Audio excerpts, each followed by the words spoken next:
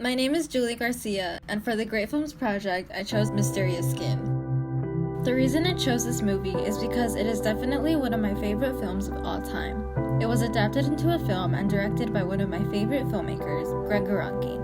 Mysterious Skin tells the parallel stories of two boys growing up in the 1980s and early 90s. Brian Lackey believes he was abducted by aliens in the summer of 1981. On the other hand, Neil McCormick remembers the real summer experience very well. When Brian and Neil meet when they're older, Brian discovers the horrible truth of what really happened. The film opens with the first title card of money, and Brian Lackey, at an older age, narrates what he remembers from his specific day of summer 1981 when he was 8 years old. 5 hours disappeared from my life. All he can remember is sitting on the bench at his Little League game.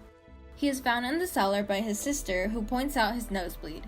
From this point on, Brian will continue to have nosebleeds and begin to have nightmares.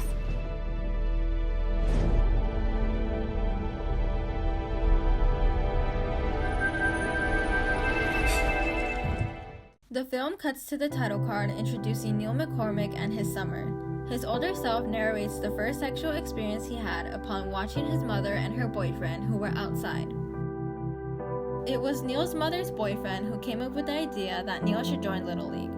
As they walk toward the team, Neil's mother calls out to the coach, "Coach Hyder?" And when he turns around, Neil is immediately infatuated by him. Desire sledgehammered me. He looked like lifeguards, cowboys, and firemen I'd seen in the playgirls that my mom kept stashed under her bed.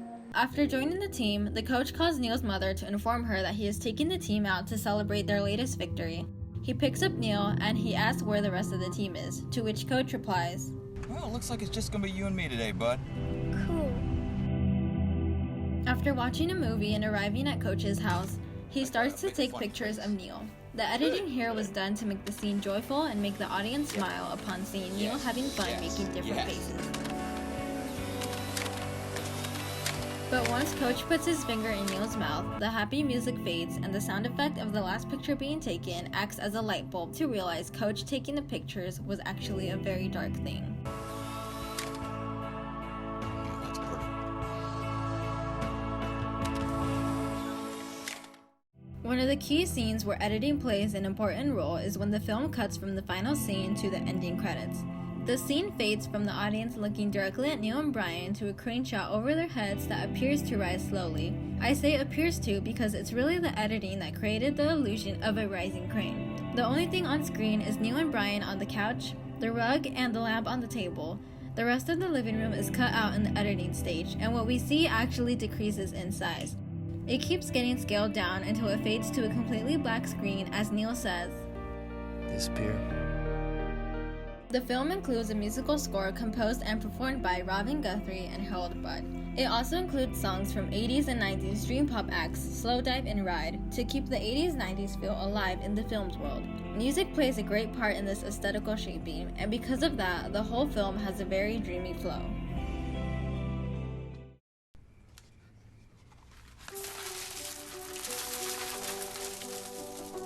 The somber music that accompanies this dreamlike scene leaves a blissful, pure, and dreamy feeling. It's a profound sense of joy and happiness. Watching the opening scene out of context makes it seem like it was done for comical purposes, but upon watching the entire film, it becomes apparent that it's very significant to the story. It symbolizes main character Neil and a point in his life where he experiences true happiness. Diegetic sound is used in the film in the flashback of Brian on Halloween. A figure appears from afar. The figure comes closer and starts to call out, Brian. Brian. Frightened by the figure and its voice, Brian's heavy breathing becomes louder and louder.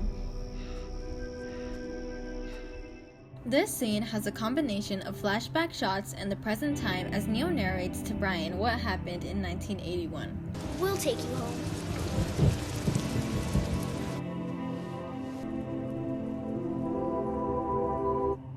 Throughout the scene, somber music accompanies the dreamy flashbacks. The music cuts away abruptly, and we snap back to reality, and the two boys are in the dark, silent living room. Brian Lackey is more believable than Neil McCormick in the sense that in real life you are more likely to encounter someone like Brian. Brian is very introverted and doesn't seem to have emotionally developed since his childhood. The only time we really see him break out of his shell and comfort zone is when he begins to hang out with Eric.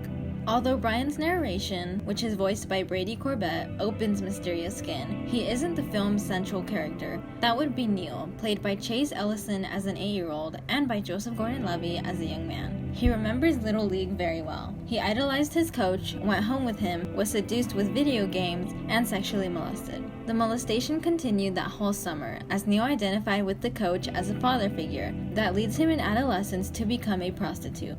Neil McCormick is someone who is just so destroyed by the experience with the coach that he doesn't even realize it as he's selling his body to older men. It's not until he gets beaten and raped in Brighton Beach that he's so shaken to the point that he decides to go home. A theme I found with The Mysterious Skin is that there are various ways childhood sexual abuse can damage and shape a life. For example, Brian chose to believe he was abducted by aliens for so many years, whereas the coach practically caused Neil to become a hustler at age 15. Another theme I encountered is there is always a balanced view of what it means to grow up as a sexual abuse survivor. Neil had already shown signs of homosexuality, and his coach set him on a course of being attracted to older men after abusing Neil that summer. Brian, on the other hand, developed the condition of psychogenic amnesia and forgot what happened. As he grew older, he became more withdrawn, with brief flashbacks of the traumatic event interpreted as an alien abduction, which pulled him into conspiracies about extraterrestrial life. Gregg Araki was born December 17, 1959 in Los Angeles, California. He grew up in Santa Barbara and graduated from UCSB before moving to LA to attend and graduate from USC's School of Cinematic Arts. Some of his works include Whitebird in a Blizzard with Shailene Woodley, The Doom Generation, and my personal favorite, Nowhere. Even though I would love to give it an A+, I have to give Mysterious Skin an A-. The film is absolutely not for everybody. As much as I would like to tell you to go watch it right away, it's difficult to recommend this film. Although there are light moments, they are definitely overshadowed by a lot of the dark stuff. Another reason why I give Mysterious Skin an A- is because I really would have liked to see more of Eric and Wendy. Eric is a supporting character in the film, mostly to the friendships he has with Neil, Wendy, Neil's mother, and eventually Brian. Wendy is firmly in a supporting role, used to show us more of Neil and help us understand him. But I still would like to know where she came from, what her background is, or if she's gone through dark experiences like her soulmate Neil. It was a shame that Wendy left for New York, but if she hadn't, Mysterious Skin wouldn't have had such an expanded story.